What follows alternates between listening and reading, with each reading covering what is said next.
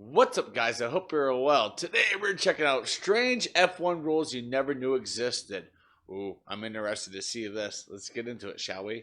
Strange rules you never knew existed in Formula One. Formula One can be confusing at times, can't it? Whether that's strange stewards' decisions or working out what track limits are legal and what are not, it can be hard to follow. Right. With this in mind, I thought it'd be quite interesting to dive into strange rules in F1 you may have never known existed. From the colour of the carpet on the podium to how many cars are too many cars on the grid, there's a rule for almost everything. Enjoy. Rules about the drivers. Throughout the season, a team is allowed to use 4 different drivers if they need to.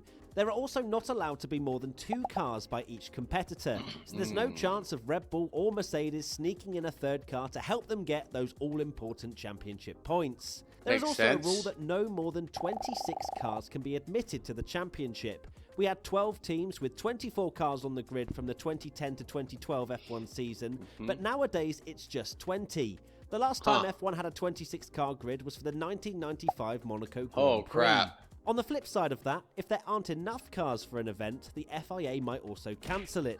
The sporting regulations state that if there are fewer than 12 cars available, then the event could be cancelled. We're guessing that this one was influenced by the nightmare 2005 US Grand Prix when only 6 cars lined up. We watched that video already. That was crazy. The annual FIA prize-giving ceremony if you finish in the Drivers' Championship in the top 3. Yet that's an actual rule. When Kimi finished 3rd in 2018 by just 2 points over Max Verstappen, I can imagine he probably wasn't too happy to get the mandatory invite. Rules about the liveries.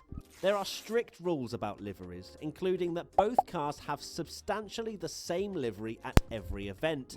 Basically, you can't be doing what BAR did in 1999 when they revealed 2 completely different liveries for the same car during their pre-season Interesting. launch. NASCAR does that all the time. Identical. Depends if you on want who to wants make to any sponsor a significant specific changes race. to your livery throughout the season, you've also got to go by the FIA and the commercial rights holder and get their agreement. Similar to how McLaren got their Golf livery special approved for Monaco this year.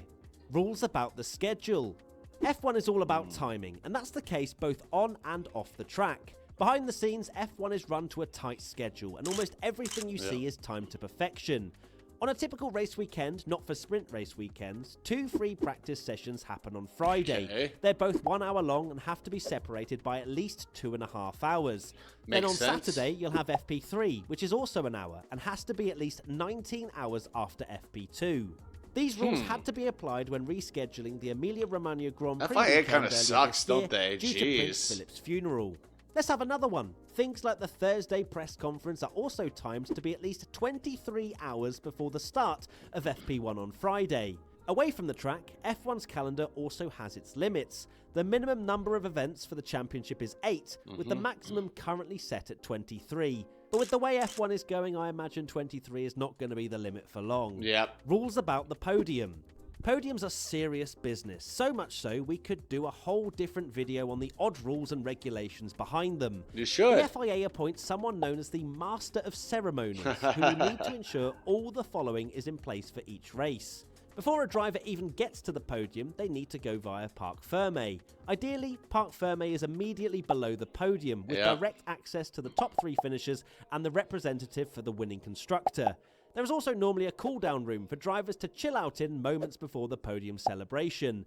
These rooms need to be suitably ventilated or have air conditioning if the temperature is above 25 degrees. Throughout this process, water with no branding needs to be provided. 3 bottles must be at Parc Fermé, with 3 additional bottles in the cool-down room. No other drinks are allowed in these areas. 3 towels are also given out during this time.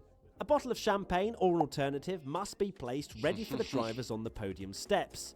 The trophies themselves are also laid out on a table on one side of the podium with marks on the floor to show where the people presenting the silverware should stand. Honestly, these rules go on forever. The trophies need to include the F1 logo, the official name of the event, where the driver finished, it's like a Hollywood production, my goodness. And can't weigh more than 5 kilograms. What? They also must be in the form of traditional cups, but we've seen this rule bent a fair bit over the last few years. I mean, how the Gorilla Cup from Paul Ricard is a traditional cup, I'll never know. Although most circuits now have digital flags on the podium, there is a rule that Olympic Games style flat flags should be used if needed. As for the carpet, that should be green or dark blue. National anthems also need to be played via a suitable sound system, so basically not a portable Bluetooth speaker. Once all the presenters and representatives have left the podium, the champagne spraying can begin and that iconic music can be played. There you have it, some pretty strange rules and regulations in Formula 1, and this only really scratches the surface. Which rule did you find the most surprising? Let us know in the comment section below. Yeah, that was interesting. God, the FIA. I may need to do a video on why the FIA sucks, because my gosh, I didn't realize their rules were so flippin' strict. That is insane.